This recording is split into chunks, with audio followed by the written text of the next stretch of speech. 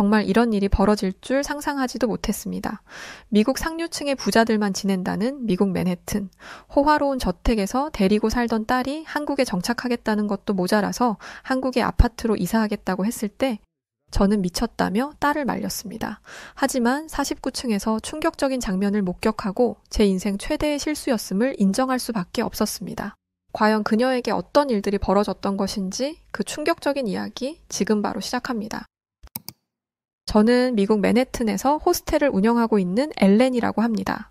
남편 매튜와 결혼한 지 어느덧 15년 차가 되었는데요. 그중 10년 가까이 저희는 아이가 생기지 않아 마음고생을 심하게 했습니다. 처음 결혼했을 땐 마냥 행복했어요. 남편 매튜는 활달하면서도 자상한 사람이었고 저 역시 맨해튼의 대도시에서 자라 부모님이 물려주신 호스텔업을 조금씩 키워가며 나름대로 만족스러운 일상을 보냈거든요. 손님들을 공항까지 픽업하고 밤늦은 시각에도 체크인을 받아주며 낮에는 방 청소나 식사 준비를 맡는 식으로 24시간 분주하게 지냈습니다. 당시만 해도 곧 아이가 찾아오겠지 하고 별 걱정을 안 했는데 1년, 2년, 3년 시간이 지나도 임신 소식이 전혀 들려오지 않자 불안해지기 시작했어요.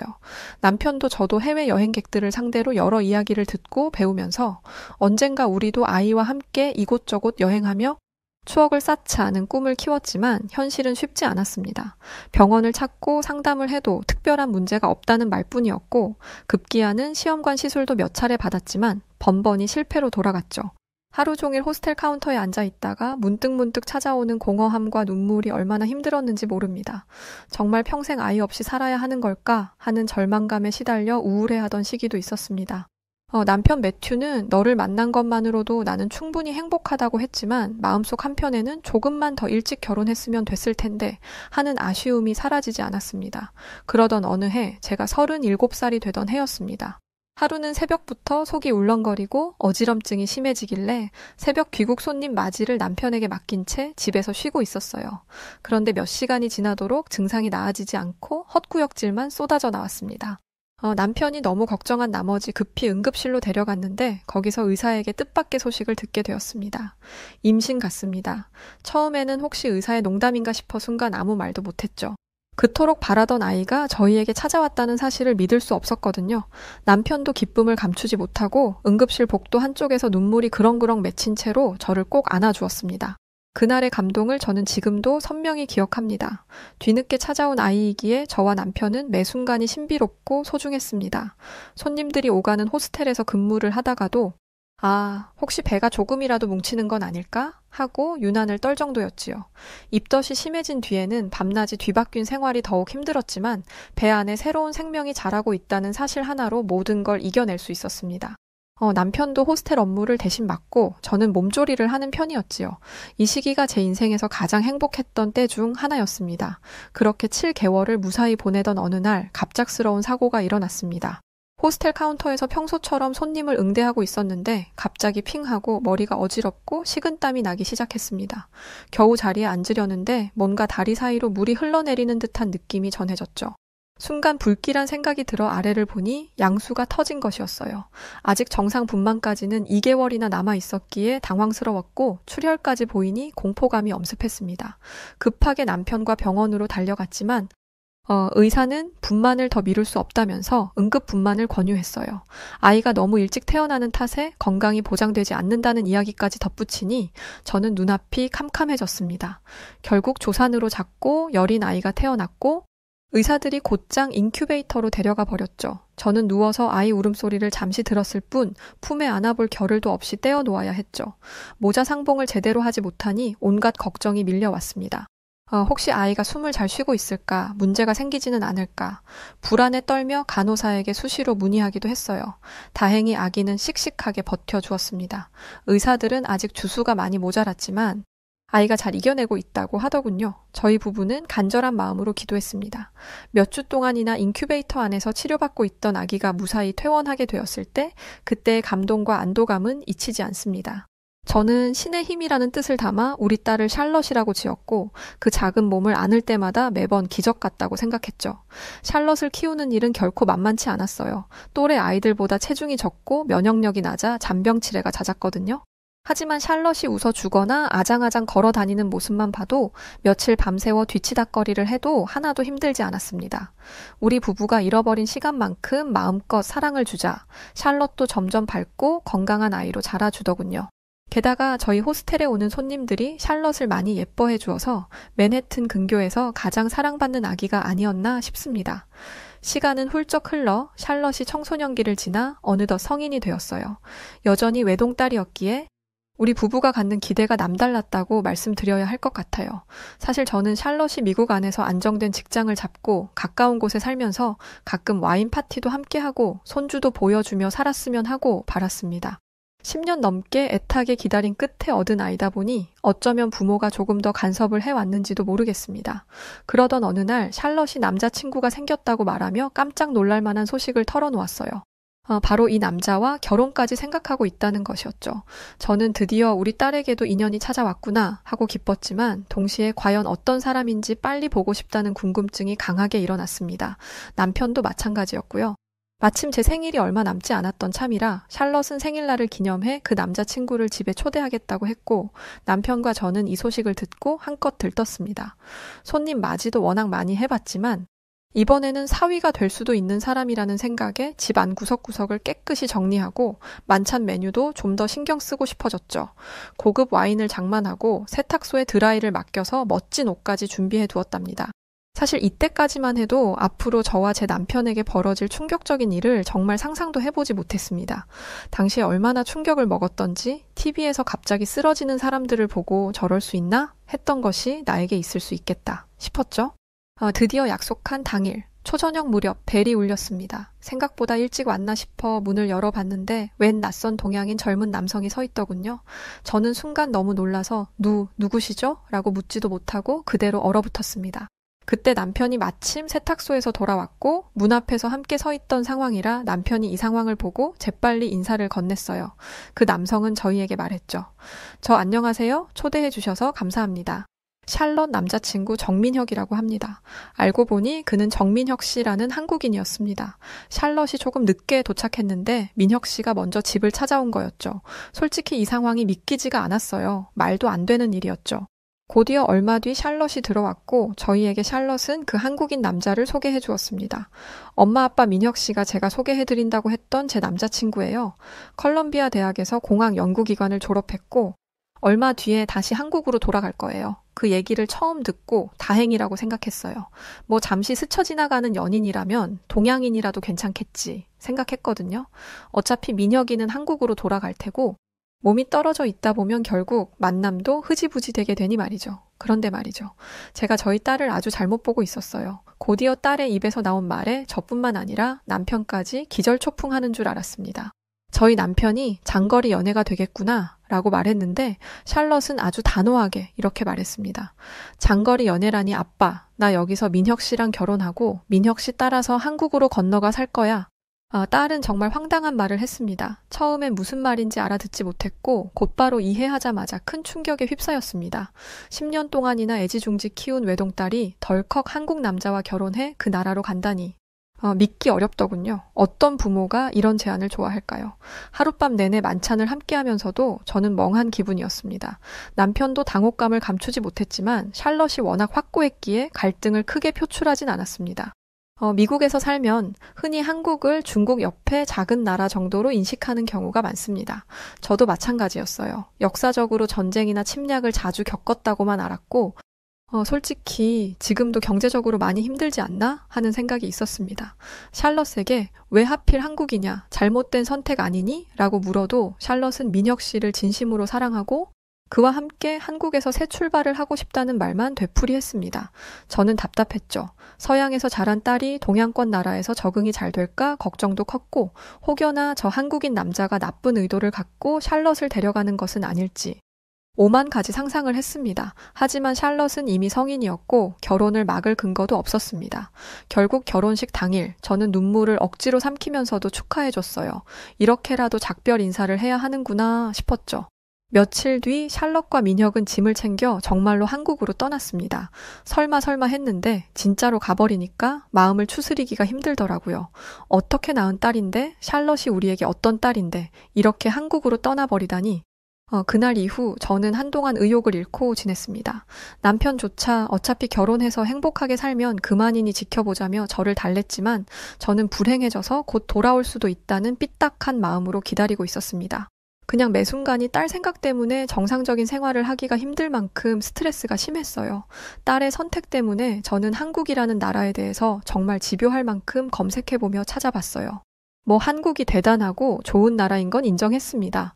어려웠던 시기를 잘 견디고 성장해 선진국 반열에 오른 것도 알게 되었고, 나름 대단한 국가라고 생각했어요. 그러나 거기까지죠. 제가 있는 곳은 세계 중심에 있다는 국가. 미국입니다. 미국에서도 엘리트들만 지낸다는 맨해튼에 있죠. 한국이 아무리 좋은 나라라고 해도 저희 가족이 지내는 이곳만큼 훌륭할 수 없다고 생각했습니다. 그냥 매일매일 딸이 한국에 간 것을 후회하고 다시금 미국으로 돌아오기만을 바랬어요. 물론 엄마로서 이런 생각을 하면 안 되지만 그만큼 제 마음은 간절했었고 한국에서 지내겠다는 딸의 선택이 못마땅했습니다. 그 뒤 샬럿 부부는 1년에 서너 번씩 미국을 방문했습니다. 민혁이라는 사위도 나름 성실하고 밝은 청년처럼 보였고 샬럿도 환한 미소를 짓고 있었어요. 그래서 생각보다 한국에서 잘 버티나 보다고 여겼습니다. 그런데 한국으로 떠난 지 5년이 되던 무렵 정말 충격적인 소식을 전해 듣게 되었어요. 샬럿이 아파트로 이사한다고 전화를 해왔습니다. 미국에서도 아파트라는 주거 형태가 있지만 대체로 서민층이 형편이 안 되어 사는 곳이라는 인식이 강합니다. 돈이 많으면 단독주택을, 더 부유한 사람들은 넓은 저택이나 별장을 소유하는 경우가 흔하니까요. 그런데 하루 벌어 하루 사는 빈곤한 사람들이 지낸다는 그 아파트에 이사를 가겠다고 소식을 전해 들었으니 제가 안 놀랄 수가 있겠나요? 가뜩이나 한국에서 지내는 것도 마음에 썩 내키지 않았는데 사는 곳마저 아파트라니 정말 너무 화가 났고 감정을 어떻게 추슬러야 할지 도저히 모르겠더라고요. 남편도 저와 생각이 크게 다르지는 않았어요. 감정을 최대한 드러내지 않고 침착해보려고 노력하는 모습이 보이긴 했지만 남편의 눈빛에도 좌절감이 묻어 있었죠. 그래서 저는 그냥 이대로 있어서는 안 되겠다는 생각이 강하게 들었어요. 내 눈으로 똑똑히 봐야겠다는 생각이 든 거죠. 결국 폭발하듯 결심했고 당장 한국으로 가서 내 딸을 고생만 시키는 민혁이에게서 떼어내어 우리 딸 샬럿을 데려와야겠다고 생각했어요. 이렇게 고생만 시킬 수는 없다고 말이죠. 딸이 사는 주소를 받아들고 저는 곧장 비행기 표를 예매했습니다. 남편도 직접 보고 와야 마음이 편해질 테니 그렇게 하는 게 좋겠다며 배웅해 주었죠. 미국에서 한국까지의 비행은 여러 시간을 거쳐야 했기에 몸이 피곤했지만 딸을 구출하려는 마음으로 내내 긴장한 상태였습니다. 한국이라는 낯선 나라에서 우리 딸이 잘 사는 게 맞을까? 혹여 극심한 가난 속에서 허덕이고 있는 건 아닐까? 같은 생각이 꼬리를 물었죠. 그런데 인천공항에 발을 딛는 순간부터 제 예상과는 다른 풍경이 눈앞에 펼쳐졌습니다. 사실 미국에서 한국을 찾아볼 때 인천공항의 모습을 인터넷 사진으로 본 적이 있어요. 참, 잘 만들었네 라는 생각을 당시 하긴 했었는데 사진으로 보는 것과 실제로 보는 것에는 아주 큰 차이가 있더라고요. 한국의 인천공항은 매우 현대적이고 넓었으며 사람들이 바삐 움직이는데도 체계가 잡혀 있다는 인상을 받았습니다. 제가 지냈던 미국의 공항보다 더 좋아 보인다는 생각이 들었으니 확실히 당시 공항에서부터 제가 크게 놀랐었습니다. 공항 안에 들어서 있는 카페들과 나이불문하고 많은 세계 사람들이 공항 내부를 누비며 움직이고 있는 모습을 보니까 마치 영화에서 보던 장면과 유사했죠. 현대적이고 첨단화된 곳에 수많은 사람들이 바삐 각자의 일을 하는 그런 모습 말이에요. 하지만 방심할 수는 없었어요. 속으로 이런 생각을 했죠. 그래, 공항만 번지르르 한 걸지도 모르지. 어차피 공항은 세계 각국의 사람들이 모여드는 곳이니 한국에서 나름 신경을 꽤나 쓴 거라고 생각해. 바로 시내로 나가면 전혀 다른 풍경이 나타날 거야. 저는 공항에서 나와 곧바로 택시를 잡아야 했습니다. 사실 딸 모르게 온터였기에 조금 고생하긴 했어요. 대화가 원만하게 될 리도 없었고 고작 주소 하나 들고 딸이 있는 곳까지 혼자서 찾아가야 했으니 막막하기도 했었죠. 그런데 의외로 한국의 교통은 처음 이용하는 외국인들이 접하기에 아주 시스템이 잘 잡혀 있었습니다. 사람들도 매우 친절했죠. 가장 놀란 것이 바로 언어인데 생각했던 것 이상으로 한국인들은 영어를 유창하게 구사한다는 걸 그때 알았어요. 물론 영어가 미숙했던 사람들도 있긴 했습니다. 하지만 제가 필요하거나 궁금해할 내용들 정도는 충분히 알아들을 수 있을 만큼 소통하는데 큰 어려움을 느끼지 못했어요. 공항에서 저는 택시기사분께 주소를 건네고 곧장 가달라고 부탁했습니다. 그렇게 택시는 출발했고 딸이 있는 집으로 가면서 택시 차창문으로 보이는 한국을 볼 수 있었어요. 고층 건물과 화려한 간판, 잘 정돈된 도로들을 보면서 또 한 번 놀랐습니다. 이 정도면 유럽의 큰 도시 못지않은데? 라는 생각이 들더군요. 그때 참 신기하다고 느낀 것이 회색 빌딩 사이 곳곳에 있던 자연이었어요. 미국의 도시에는 시멘트 건물이 다지 이렇게 나무가 곳곳에 어우러져 심어지지 않았어요. 있어도 되게 드물죠? 그런데 한국은 공항에서부터 가는 내내 건물 앞 곳곳에 나무들이 무성하게 심어져 있더군요. 뿐만 아니라 높은 고층의 빌딩 뒤로 보이는 녹색 옷을 입은 산들이 보였는데 뭔가 도시와 자연의 어우러짐이 좀 색다르게 보이더군요. 이윽고 목적지에 가까워져서 보니 초고층 아파트 단지들이 여러 채 몰려 있었습니다. 이곳이 정말 샬럿이 사는 동네 맞나 싶을 정도로 규모가 컸고 모든 건물들이 깔끔하고 새 것처럼 느껴졌어요. 드디어 아파트 단지 앞에 내렸는데 입구에서 경비원으로 보이는 분이 다가와 도움이 필요하신가요? 하는 듯한 표정으로 조심스럽게 말을 걸었습니다. 영어와 미국어를 섞어 번역기로 소통해보니 제가 딸 샬럿을 찾아왔다는 사실을 알아채셨고 인터폰을 통해 샬럿 집으로 연락해 주셨습니다. 제 딸이 노란머리 낯선 외국인이다 보니 경비원분도 저희 딸을 알고 있더군요. 순식간에 그 복잡한 아파트 단지 안으로 들어가는 절차가 이루어지니 한국이 참 친절한 나라구나 싶으면서도 놀라웠습니다. 조금 후 딸 샬럿이 로비로 내려와 제가 있는 곳까지 달려왔습니다. 생생한 모습으로 환히 웃으며 엄마 여기까지 어떻게 온 거야 말도 없이 오느라 정말 고생 많았어요 라고 말하며 저를 끌어안았고 그런 딸을 보는 순간 지난 5년간 걱정해온 마음이 한꺼번에 터져나와 눈물을 흘렸습니다.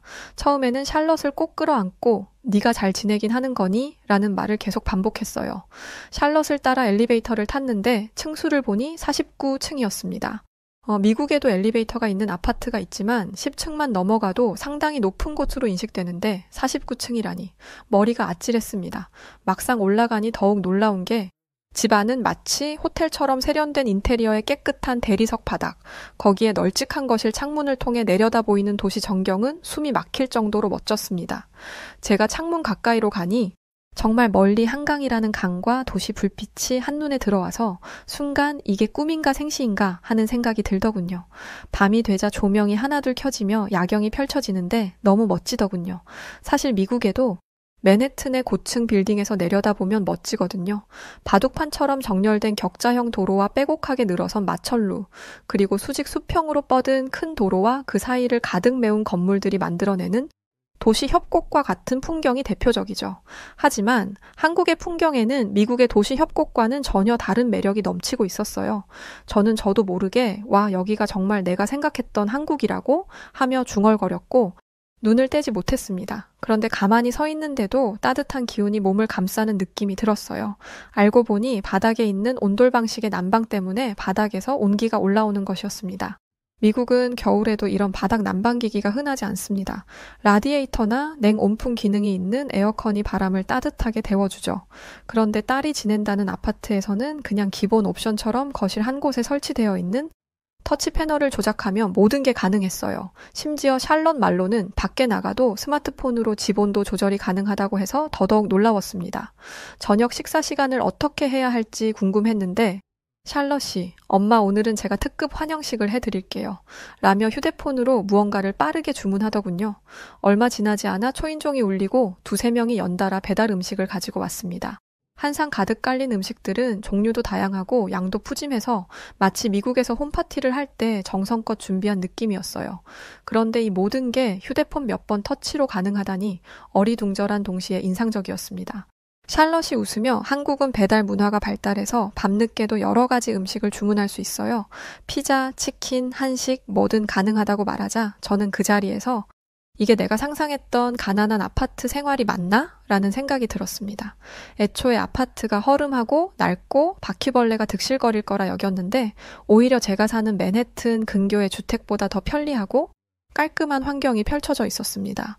다음 날 아침 샬럿이 엄마 여기 단지 안에 예쁜 산책로가 있다며 함께 가보자고 했습니다. 밖으로 나가보니 아파트마다 이어진 걷기 좋은 길과 정원이 잘 갖춰져 있더군요. 근데 좀 이상하게도 차가 보이지 않아서 딸에게 차가 다니지 않나? 하고 물으니 딸은 한국 아파트에서는 주민들 안전 때문에 자동차들은 모두 아파트 지하 주차장에 주차하고 지상은 이렇게 공원이나 피트니스 센터 등의 편의시설로 채워져 있다고 하더군요. 정말 너무 놀라웠죠. 한국 아파트에는 그냥 모든 게 다 있었습니다. 미국에서 마트 한번 가려고 해도 차를 타고 이동해야 하고 운동을 하려고 해도 차를 타고 수십 분을 가야 하는데 제 딸이 지내는 한국의 아파트는 그냥 1층으로 내려가면 공원이 있고 편의점이 있고 운동시설이 있고 그냥 모든 게 다 준비되어 있어서 그냥 이 아파트 자체가 하나의 작은 마을 같은 느낌이었어요. 궁금해서 지하 주차장까지 내려가 봤는데 대형 쇼핑몰 주차장처럼 웅장하고 깔끔했습니다.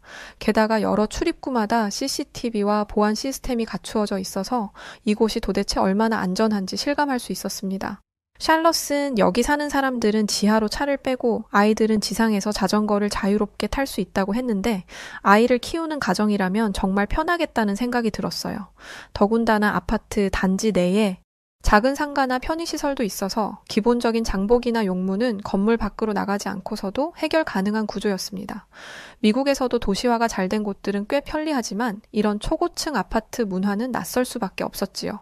저는 그저 여기가 내가 생각하던 한국이 맞나? 하는 의문을 계속 품을 정도였습니다. 그날 저녁 사위 민혁이 퇴근 후 집에 돌아왔습니다. 저도 모르게 일어섰고 민혁은 장모님 오래 기다리셨죠? 라며 환한 웃음으로 인사했습니다. 샬럿이 식탁을 차리는 동안 저는 민혁에게 조심스럽게 물어보았습니다. 민혁아, 너 혹시 미국에서 일하지 않고 왜 한국으로 돌아간 거니? 혹시 미국에서의 생활이 힘들어서 그런 건 아닌지. 민혁은 웃으며 사실 저는 맨해튼에서 공부할 때부터 한국에서 엔지니어로 일해보고 싶은 꿈이 있었어요. 미국에서도 기회는 많았지만 고국에서 다양한 프로젝트에 참여하고 싶었습니다. 샬럿도 흔쾌히 동의해줬고요. 함께 한국에 정착하면서 좋은 회사에서 엔지니어로 일하게 되었어요. 라고 답했습니다. 저는 순간 마음이 복잡해졌습니다. 한편으로는 민혁이 책임감 있게 일하고 샬럿도 그런 남자를 믿고 한국에 건너와 이렇게 살게 된 건 대단한 용기라는 생각이 들었죠. 내 딸 샬럿이 어떻게 동양 남자와 결혼해서 한국으로 갈 수 있나? 하는 편견을 가졌던 제가 참 부끄러워졌습니다. 샬럿 역시 대화를 이어받아 엄마 사실 처음엔 낯선 문화에 적응하느라 힘든 부분도 있었어요. 언어도 그렇고 생활 방식도 그렇고요. 그렇지만 생각했던 것보다 한국이 무척 발전된 나라이고 민혁이 가족도 저를 가족처럼 따뜻하게 맞아주셔서 어려움 없이 지냈어요. 지금 이 아파트에 입주하게 된 것도 민혁이와 제가 꾸준히 일하면서 함께 돈을 모았기 때문이에요. 라고 설명했습니다. 샬럿이 스스로 여기를 선택한 거구나. 삶이 어려워서가 아니라 자신의 의지로 삶을 개척해 왔구나 하는 사실을 깨닫게 되니 더 이상 뭐라 할 말이 없었습니다. 그리고 내가 상상했던 한국과 실제로 마주한 한국의 차이가 너무 커 한동안 망연자실하게 느껴질 정도였지요. 며칠간 딸 부부의 생활을 지켜보니 아침 일찍 민혁이 출근하고 샬럿은 집안 정리와 취미 활동을 하다 종종 동네 친구들과 카페에서 만나기도 하고 저녁엔 민혁과 저녁 식사 후 둘이 드라이브를 가기도 하더군요. 가끔은 샬럿 혼자도 자유롭게 전철이나 버스를 타고 시내를 돌아다니며 한국 문화를 더 체험하려고 애쓰는 듯 했습니다. 저는 그 모습이 무척 기특했고 한편으로는 내가 이 행복을 괜히 반대하려 했구나 하고 후회가 되었습니다. 사위 민혁에게 이젠 네가 내 딸을 정말 아껴주고 있음을 믿는다고 말하자 민혁은 눈을 반짝이며 장모님, 샬럿과 저는 서로를 인생 동반자로 여기고 있어요. 저도 샬럿을 평생 아껴줄 테니 너무 걱정하지 않으셔도 돼요. 라고 대답했습니다. 그 말을 듣고 저는 마음이 너무 편해졌어요. 더 이상 샬럿을 미국으로 데려가야 한다는 생각조차 들지 않았죠. 오히려 여기에 이렇게 좋은 생활 환경이 있는데 굳이 미국으로 다시 가서 고생시킬 필요가 있을까? 이런 생각이 들 정도였습니다. 떠날 날이 가까워지자 샬럿이 이젠 엄마도 한국을 자주 오시면 되잖아요. 제발 다음엔 더 오래 머물다 가세요. 저희가 안내해 드릴게요. 라며 웃었습니다. 저도 그래. 앞으로는 너희가 미국으로만 오는 게 아니라 나도 종종 한국에 와서 함께 시간을 보내자는 말을 덧붙였어요. 서로 전화나 영상 통화로만 소식을 나누는 걸 넘어 이렇게 직접 만나서 한국의 새로운 문화를 체험하고 공유하는 게 더 나을 것 같았거든요. 인천공항으로 돌아가기 전 딸하고 제 사위와 함께 아파트 단지 내 카페에서 작별 식사를 했습니다. 사위 민혁이 그러더군요. 장모님, 이번 여행 경비는 제가 일부 부담하겠습니다. 여기까지 오시느라 수고 많으셨는데요. 다음엔 미리 알려주세요. 몰래 오시지 마시고요. 아직 한국에서 보여드릴 게 많거든요. 고맙구나 민혁아. 너희가 정말 잘 지내는 모습을 확인하고 나니 마음이 놓여. 사실 한국이 이렇게 멋진 나라일 줄은 미처 몰랐어. 과거에 편견만 있었는데 앞으로는 내가 다시 오고 싶어질 것 같네. 라고 답했습니다. 샬럿과 민혁이 서로 마주보며 환하게 웃는 걸 보니 제가 10년이나 애타게 기다렸던 딸을 위해 제 할 일을 이제 다 한 것 같은 기분도 들고 새로운 시작을 함께 응원해주고 싶어졌습니다. 미국으로 돌아오는 비행기 안에서 저는 이 모든 과정을 머릿속으로 되짚어 보았습니다. 결혼 후 10년이나 아이가 안 생겨 마음고생하던 시절부터 어렵게 얻은 샬럿을 키우면서 가졌던 여러 기대와 바람, 그리고 샬럿이 한국으로 떠났다는 소식을 들었을 때의 충격. 그런데 정작 직접 한국에 와보니 제가 생각했던 가난하고 낙후된 나라라는 편견이 얼마나 어이없는 것인지 깨달을 수 있었죠. 물론 나라 전체를 몇 주 만에 다 이해할 수는 없겠지만 적어도 샬럿이 살고 있는 아파트와 주변 환경, 그리고 사위 민혁의 모습만으로도 큰 인상을 받았습니다. 딸이 언젠가 제게 말했던 엄마 나 한국에서 의외로 잘 지내. 엄마가 생각하는 것만큼 힘들지 않아 라는 문장이 이제야 확실하게 와닿았습니다. 저는 이제 미국 맨해튼으로 돌아와 다시 호스텔 운영을 하며 일상을 보내고 있습니다. 아침에는 손님들을 맞이하고 오후에는 방을 정리하거나 청소를 하며 밤에는 늦게 체크인하는 분들을 위해 대기하죠. 예전과는 달리 샬럿이 떠났다는 상실감에 빠져 있지 않습니다. 그 아이가 한국에서 정말 풍족하고 편안하게 지내고 있다는 확신이 생겼으니까요. 사위 민혁도 메신저나 화상통화로 자주 안부를 전해주고 장인어른과 장모님 건강은 괜찮으신지 묻습니다. 한국에서는 가족 간 의리를 중요시한다는 얘기를 들었는데 그의 배려심을 통해 그 말이 사실임을 느낍니다. 앞으로는 제가 1년에 한두 번쯤 한국에 갈 생각입니다. 여름이나 가을 같은 시기에 찾아가 샬럿과 민혁이 사는 동네도 더 돌아보고 한국 음식도 직접 체험해볼 작정이에요.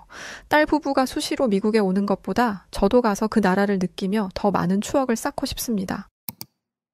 여기 한국은 더럽고 지저분할 뿐만 아니라 가난한 어린 학생들을 왕따시키는 것은 물론 상류층 학생들은 그런 가난한 학생들을 괴롭히는 말도 안 되는 나라라며 경악해하고 있는 영국인이 있습니다.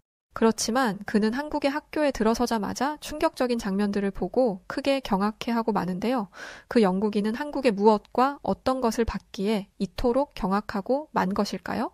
안녕하세요. 저는 영국에서 온 에밀리아 콜린스라고 합니다. 저는 영국의 공립 초등학교 교사로 일을 하고 있었는데 어느 날 한국과의 교류를 위해 교사들 중 몇 명을 한국으로 보내라는 공문이 내려왔어요. 솔직히 저는 한국이라는 나라에 부정적인 생각을 가지고 있었습니다. 그 이유는 제가 교육자의 길을 걷고 있었기 때문이었습니다. 한국에 대해 처음 알게 된 건 교육대학에 다니고 있던 대학생 때였습니다.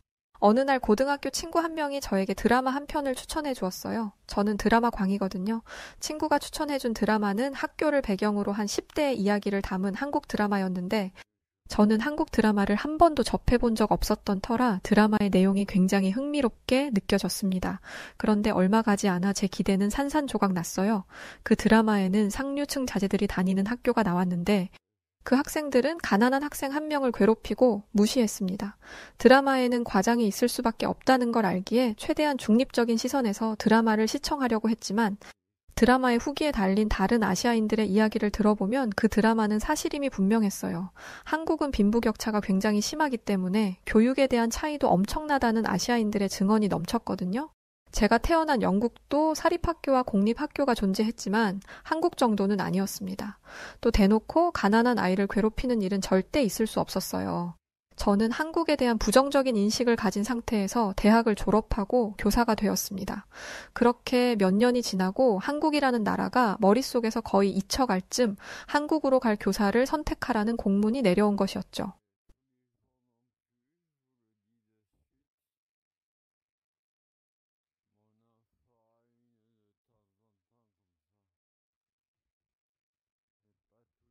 또 이 사실을 모두가 알고 있었죠. 배우자도 있고 약혼자도 있는 사람을 해외로 1년 동안 보내는 건 말이 안 됐다 보니 한국으로 갈 교사는 싱글로 추려졌습니다.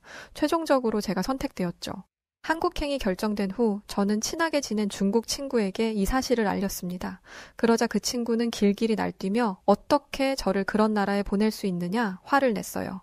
얼마나 화를 내는지 제가 더 당황해서 진정시킬 정도였죠. 그 중국인 친구가 화를 내는 이유는 이러했습니다. 한국인들은 더럽고 그들이 사는 곳은 지저분해.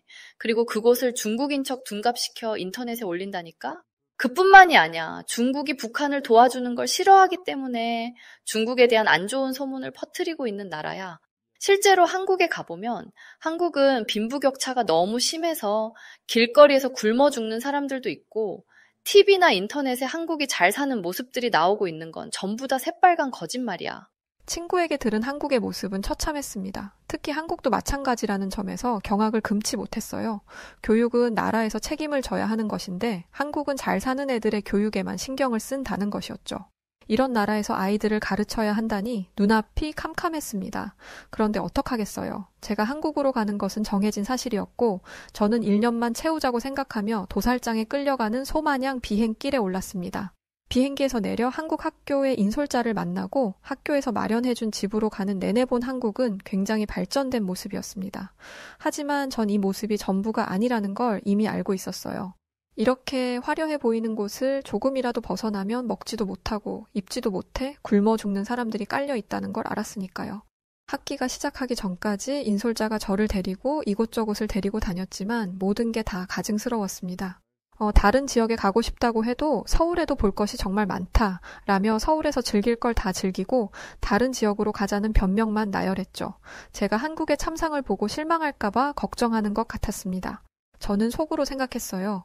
어리석은 사람이네. 나는 이미 모든 걸 알고 있는데 라고 말이죠. 그렇게 학기가 시작되었습니다. 한국의 학교는 실로 대단했어요. 분명 공립학교라고 했는데 사립학교인 줄 알았습니다. 학교 내부와 외부는 깔끔하게 리모델링 되어 있었고 운동장에는 잔디가 깔려 있었어요. 교실도 마찬가지였습니다. 칠판이 갑자기 영상 스크린으로 변하질 않나? 학생들은 개인용 태블릿을 가지고 있지를 않나? 놀라움의 연속이었죠. 게다가 태블릿은 학교에서 무상으로 제공되는 것이었습니다. 사립학교처럼 학비가 비싼 것도 아니고 나라의 세금으로 운영되는 학교에서 이게 가능하다니. 솔직히 말해서 아무리 영국이라도 이런 파격적인 혜택은 불가능합니다. 만약 학생들에게 세금으로 태블릿을 제공한다면 시위가 일어날 수도 있어요. 학생들에게 그렇게까지 할 이유가 뭐냐면서 말이죠. 특히 저를 놀라게 한 건 모든 교실마다 설치되어 있는 난방시설이었습니다. 에어컨과 난방이 가능한 시스템 에어컨이 어딜 가든 있었어요. 한국인들 입장에서 이건 당연한 일이겠지만 저에게는 아닙니다. 영국의 여름에 수업을 하면 머리끝부터 발끝까지 땀에 푹 젖을 정도였어요. 그런데 한국에서는 그러지 않아도 됐습니다. 이게 다가 아니에요. 공기청정기부터 가습기까지.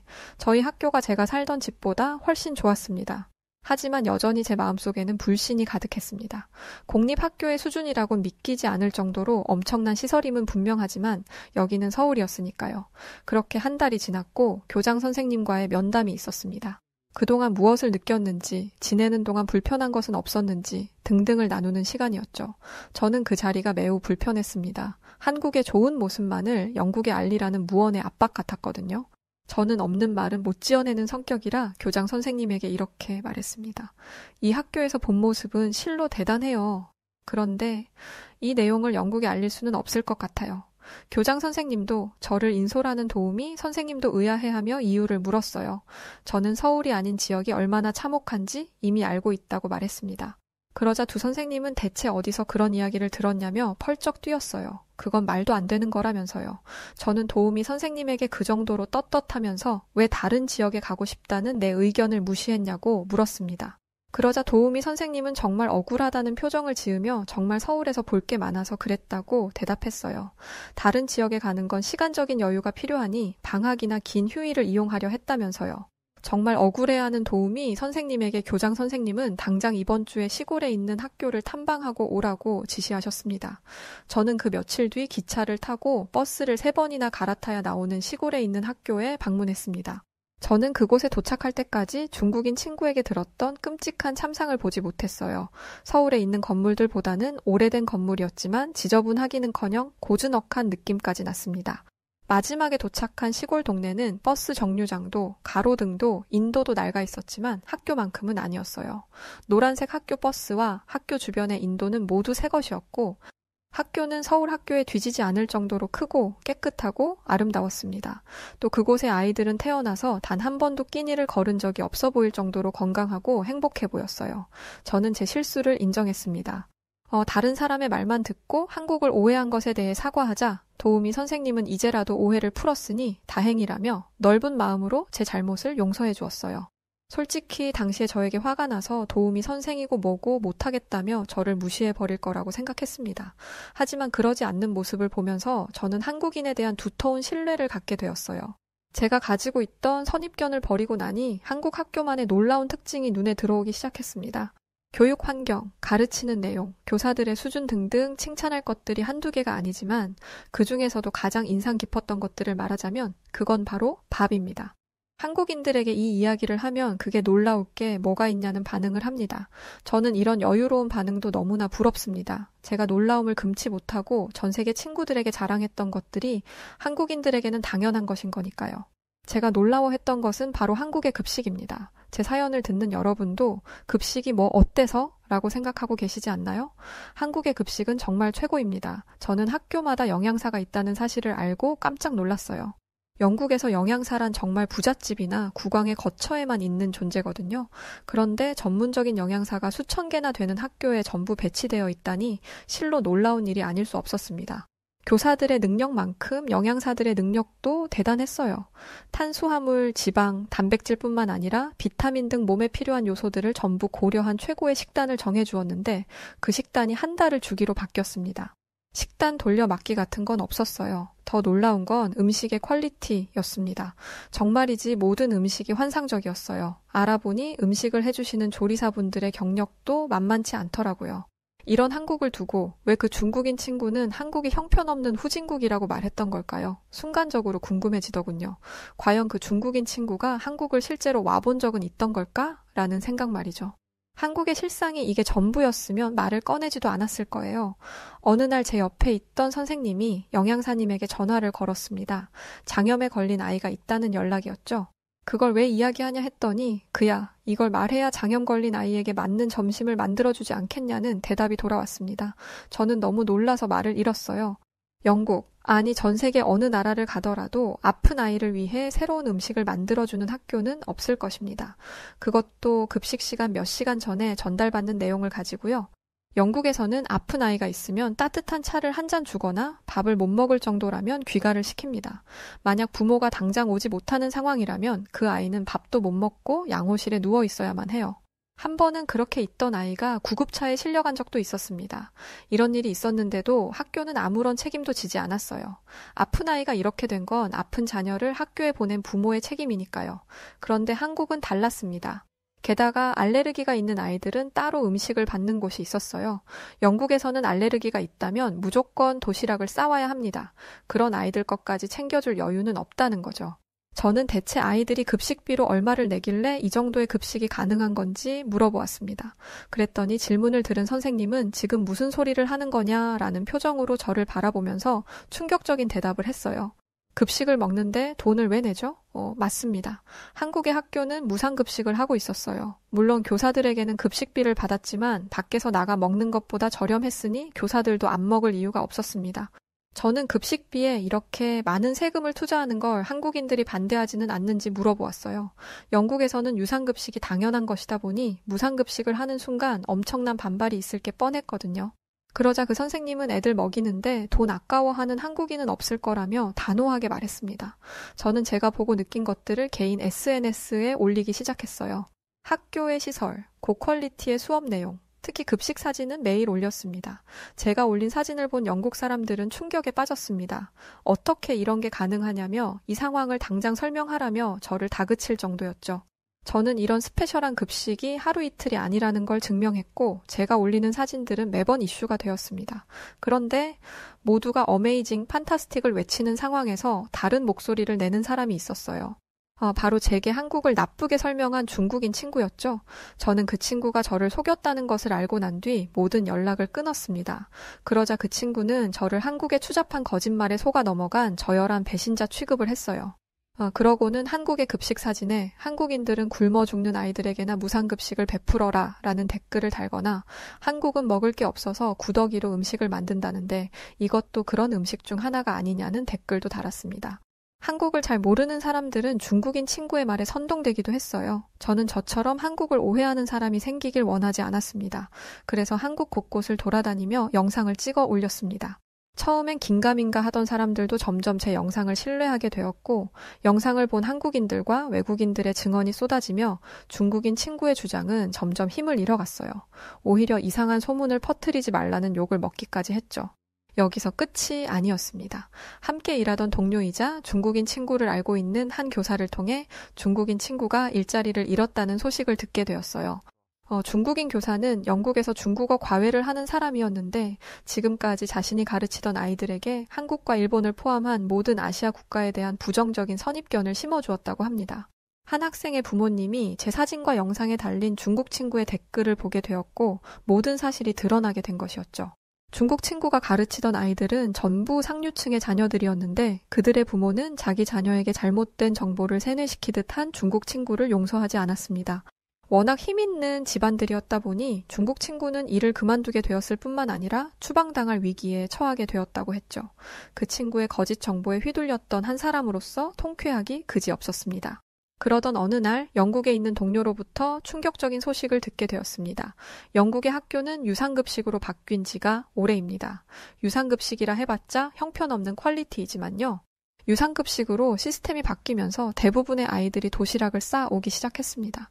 그런데 최근 경기가 역대 최악으로 안 좋아지면서 도시락마저도 못 싸오는 아이들이 많아졌고 결국 하교를 할 때까지 굶는 아이들이 많이 생겼다는 연락이 들려왔어요. 게다가 부모가 실직하면서 거리로 내몰린 아이가 영양실조 상태로 발견되었다는 충격적인 기사까지 나왔다는 소식이 나왔다고 합니다. 런던의 노숙자 수가 급증한 건 알고 있었지만 어린아이까지 이렇게 될 지경이라니 진짜 빈부격차가 심한 나라는 영국이었습니다. 그에 비해 한국은 잘 사는 아이든 못 사는 아이든 공평하게 교육을 받을 수 있었고 학교를 다니는 아이들이라면 모두가 균형 잡힌 식사를 할 권리를 가지고 있었어요. 기회가 되어 다른 학교에 있는 다른 나라에서 온 원어민 교사들을 만나게 되었습니다. 그들과 영국의 상황을 말하며 한국의 급식 시스템의 이야기를 했는데 미국, 브라질 등 전 세계에서 온 선생님들도 저랑 똑같은 생각을 하고 있었어요. 한국의 급식은 세계 수준이었습니다. 사실 영국에서만 있었더라면 영국의 급식 시스템에 별다른 이상을 느끼지 못했을 거예요. 하지만 한국에 와서 보니 아이들에게 질 좋은 식사를 보장하는 건 학교와 나라의 의무였습니다. 하지만 영국에서 한국과 같은 일을 하려면 전 국민의 동의를 얻어야 할 텐데 이건 세계가 거꾸로 뒤집혀도 불가능한 일일 거예요. 저는 한국에서만 이런 제도가 가능한 이유를 고민하기 시작했어요. 그리고 그 고민에 대한 대답은 얼마 지나지 않아 우연한 기회로 알게 되었습니다. 제가 있던 초등학교 앞에는 오래된 문방구가 있었습니다. 저는 이것도 한국만의 아름다운 전통이라고 생각해요. 아이들은 그곳에서 게임도 하고 간식도 먹고 학용품을 사는 거나 준비물을 사는데 그 모습이 참 따뜻해 보이더라고요. 그렇게 문방구를 지나가던 중 처음 보는 나이 지긋한 할아버지가 문방구 안에서 학생들에게 무언가를 나눠주고 있었습니다. 사장님도 아닌 사람이 지나가는 아이들을 전부 불러다가 학용품 같은 걸 나눠주는데 그 할아버지는 필요 없다는 아이들에게까지 억지로 학용품을 쥐어주었습니다. 저는 그 할아버지에게로 가서 사장님은 어디 가고 당신이 여기서 이걸 나눠주고 있냐 물었어요. 물론 대화가 될 리가 없죠. 당시에 제 한국어 실력은 형편없었습니다. 할아버지가 제게 무슨 말을 했지만 전 알아듣지 못했고 저를 무시하고 아이들에게 자꾸만 뭘 주려고 하기에 그걸 막아섰습니다. 낯선 사람이 주는 걸 함부로 받으면 안 된다는 건 만국 공통이라 생각했거든요. 결국 약간의 실랑이가 벌어졌고 학교에 있던 도우미 선생님이 급하게 나오셨어요. 도우미 선생님을 통해 의사소통을 한 뒤 제 얼굴은 새빨개졌습니다. 그 할아버지는 문방구 사장님의 아버지였고 이 학교가 세워질 때 문방구를 개업했던 전 사장님이었어요. 아들이 잠시 자리를 비운 사이에 방문해서 아이들에게 학용품을 나눠준 것이었죠. 남의 물건을 훔쳐서 쓴 게 아니라는 건 알았지만 아이들에게 무상으로 학용품을 나눠준 건 이해되지 않았어요. 할아버지는 제 물음에 대답해 주셨는데 저는 그 이유를 듣고 눈물을 흘렸을 뿐만 아니라 오랜 고민에 대한 답을 얻을 수 있었습니다. 할아버지는 한국에 가장 가난했던 시기를 버텼을 뿐만 아니라 한국 전쟁을 겪은 분이셨습니다. 굶지 않고 살아남는 게 최우선이었다 보니 꿈 같은 건 꿀 겨를도 없었다고 했죠. 그렇게 밥 굶고 살지 않을 정도가 되니 배우지 못한 것에 대한 서러움이 찾아왔다고 합니다. 하지만 이미 30을 바라보는 나이였고 2명의 자식을 가지고 있었죠. 그리고 이런 사연을 가진 사람들은 한국 사회에 여전히 많이 남아 있었습니다. 할아버지는 자기 자식들만큼은 원 없이 공부시키기 위해 뼈가 닳아 없어질 때까지 일하셨고 그 결과 학교 앞에 작은 문방구를 열 수 있었다고 해요. 이곳에서 장사를 하는 동안 돈이 없어서 학용품을 마련하지 못하는 아이들에게 다른 애들 몰래 준비물을 챙겨주기도 하고 가끔 불러다 라면도 끓여다 주셨더군요. 왜 잘 알지도 못하는 아이들에게 그렇게까지 하셨냐고 물으니 할아버지는 한국인들은 누구보다 배고픈 시절을 겪어봤기 때문에 굶는 사람들을 그냥 지나치지 못한다고 말씀하셨습니다. 배고픈 서름이 얼마나 큰지 알기에 그럴 수밖에 없다고요. 또 애들이 굶는 꼴은 죽어도 못 본다고 하셨어요. 내 애뿐만 아니라 남의 애일지라도 말이죠. 도우미 선생님도 이 말에 동의하셨습니다. 자신의 부모님 세대도 할아버지와 마찬가지로 생각한다면서요. 자신의 친구가 놀러 오면 꼭 밥을 먹여서 보냈고 집에 돌아갈 때는 과일까지 싸서 보내셨다 합니다. 저는 그 영향이 학교의 급식에도 영향을 끼쳤다고 생각했어요. 자녀 세대들만큼은 자기들처럼 굶지 않기를 바라는 그 마음 때문에 전 국민들이 학생들을 배불리 먹이는데 동의하는 것이라는 걸 깨달았죠. 이뿐만이 아니었습니다. 한국이 급속도로 경제 성장을 할 수 있었던 이유는 전부 교육 덕분이었어요. 한국인들은 작고 인구도 없고 자원도 없는 나라에서 할 수 있는 건 교육뿐이라는 것을 일찍이 깨달았습니다. 그래서 아이들을 가르치는데 힘을 쏟았고 그 결과 지금의 경제 대국이 되었던 것이죠. 한국은 공부뿐만 아니라 문화, 예술 하다못해 스포츠에서도 이름을 날리고 있습니다. 이 작은 나라에서 대체 어떻게 이런 일이 있을 수 있었을까요? 그 이유는 바로 아이들에게 지원을 아끼지 않고 자라나는 세대에게 과감히 투자한 한국의 아버지 세대 덕분이라고 생각합니다. 저는 영국을 비롯한 모든 나라가 한국을 따라야 한다고 생각해요. 영국만 해도 마찬가지입니다. 세계에서 손꼽히는 나라이고 대단한 역사를 가진 나라라 불리지만 실상은 밥도 먹지 못해 굶는 아이들이 있습니다. 아이들의 영양 상태는 생각도 하지 않죠. 세계 최고 강대국인 미국도 마찬가지입니다. 급식의 채소 비율을 높이라는 말에 토마토 케첩을 올려놓은 나라이니 말 다했죠. 아이들은 나라의 미래입니다. 그리고 한국은 그 사실을 누구보다 잘 아는 나라입니다. 저는 전 세계가 이 사실을 알 수 있도록 노력하고 있습니다. 그래서 한국에 있는 기간을 더 연장했었어요. 그렇게 1년이 될 줄 알았던 서울살이가 3년 가까이 되도록 한국에서 머물렀었고 지금은 한국을 떠나 영국에서 아이들을 가르치고 있지만 늘 한국에서 경험했던 일들을 가슴속에 담아두고 있습니다. 한국에서 봤던 문화와 아이들을 대하는 어른들의 마음가짐, 이 모든 게 지금 저에게 초석이 되어 영국에서도 꽤나 인기 있는 선생님으로 인정받고 있어요. 과연 제가 한국을 몰랐다면, 한국을 경험하지 않았다면 이렇게 인기 있는 선생님이 될 수 있었을까요? 한때 중국인 친구의 말에 속아 한국을 크게 오해했던 지난 날이 매우 후회스러울 뿐입니다. 앞으로도 한국에서 배운 삶의 지혜들을 품고 더 열심히 정진하고 아름다운 인생이 될 수 있도록 최선을 다해 지내겠습니다. 그리고 저에게 도움을 줬던 도우미 선생님을 비롯한 한국인 분들에게도 진심으로 감사의 인사를 전합니다. 자, 오늘 사연은 미디어 속 드라마와 중국인 말에 속아 한국을 크게 오해했었던 영국인 선생님, 에밀리아 콜린스 씨의 에피소드를 담은 소중한 사연이었습니다. 오늘의 사연 어떻게 들으셨나요? 오늘 사연이 즐거우셨다면 구독과 좋아요, 알림 설정 부탁드려요. 그리고 감기 걸리지 않게 조심하시고 오늘은 여기서 인사드리겠습니다. 그럼 지금까지 해외 다양한 감동적인 사연들을 읽어드리는 여우튜브 송은지였고요. 끝까지 시청해주신 모든 분들께 진심으로 감사드립니다. 고맙습니다.